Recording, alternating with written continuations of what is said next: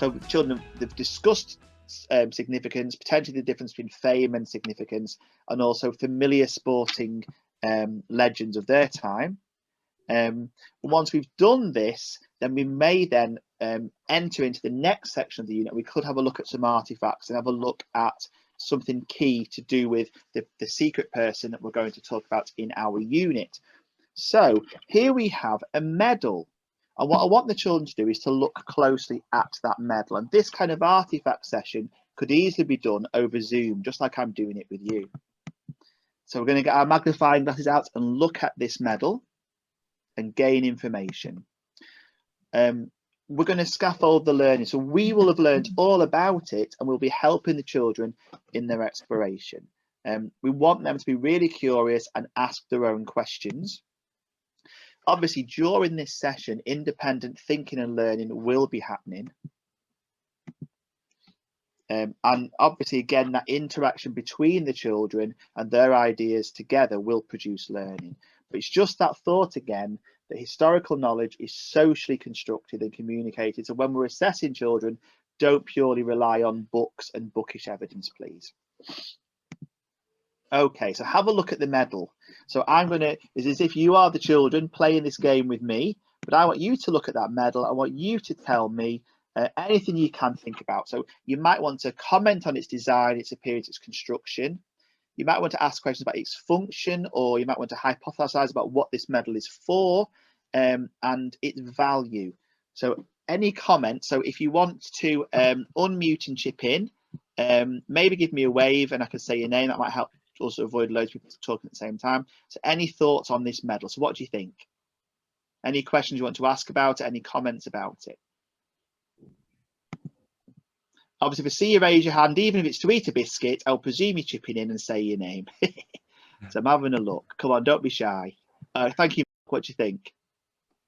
I was just, why have they got mountains in the middle of the medal? Brilliant question. So why is there mountains within the medal? What do you think? Why could there be mountains there? Oh, I didn't think there'd be a follow-up question, Stephen. There's always a follow-up question. Maybe it's to do with the location that the battle perhaps took place. Or... Brilliant, thank you. So you can remute. So it is to do with the location. So this medal is from a certain place, and that location has got mountains. So that's really key. Thank you. Okay, any other questions or comments about this medal? Thank you. What are the birds or animals that are around it? Brilliant question. Thank you. So I wonder why, do you think, and obviously you know there's a follow-up question, well, why do you think there would be birds on the medal? What could be the reason? We know the mountains are to do with the place.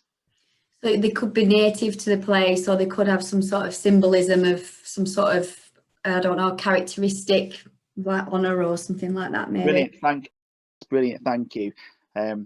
Yes, so everything on that medal is there for a reason. So the follow-up question is really important. Often we can be quite good at, initiating a conversation, but we need then to extend it and to draw out the children's understanding. And both were able to give justification for the potential reason why those symbols are on that medal. So anyone else want to comment about that medal? Thank you. Thank you. Yeah, no, I was just wondering, is it a medal that's awarded while you're alive, or is it a medal that's awarded after you've died? Brilliant. So is it a medal awarded for someone who's alive or someone who's died? And are you aware of anyone else who's had a medal awarded after they've died, or some kind of honour bestowed upon them?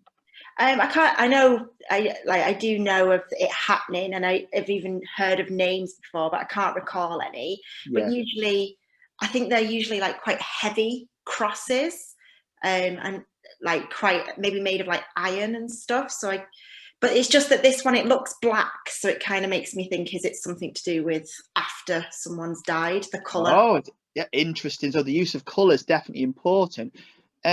It's actually made of, what do people think it is made of? Anyone want to guess what it is made of? It's not actually black. Maybe it's just the reflection in the light, but what do you think it's made of? Give me a wave and have a guess. What does it look like it could be made out of? You might have something on your hands made of the same stuff. Is it gold? So yes, it's gold. So why have you chosen gold, do you think, to make this medal out of? Why not aluminium or tin? Why gold? Maybe it's quite a precious medal. It's Yeah. awarded someone for quite a large reason. I don't know, a good reason. Yeah. Someone who is significant. Yeah, brilliant, of course. So thank you. So we can remute then now. That's very much brilliant. So yes, so it's a very significant thing. So we won't labour this too long, but there are lots of questions we could ask. So we might ask questions about the design, the appearance, the construction of the medal. What is it made of? When was it made or awarded? Who made it? Why was it made of this metal? So why is it made of gold? And we've alluded to the fact that actually it's a precious metal, probably for a very precious, significant person. And then those features and symbols. So there's also a cross in the background. So obviously this is a place that obviously has had some kind of Christian heritage as well. The function. So what was it made for, and what would it have been used for? So why was this medal made, and what was its purpose? And do you think it's valuable? Was it valuable when it was made?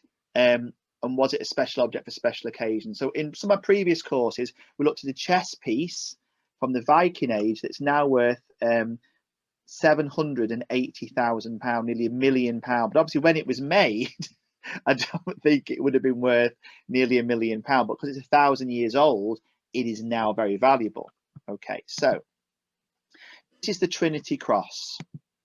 And you can see there on the actual ribbon is the flag of Trinidad and Tobago. So obviously this is a significant award from those countries.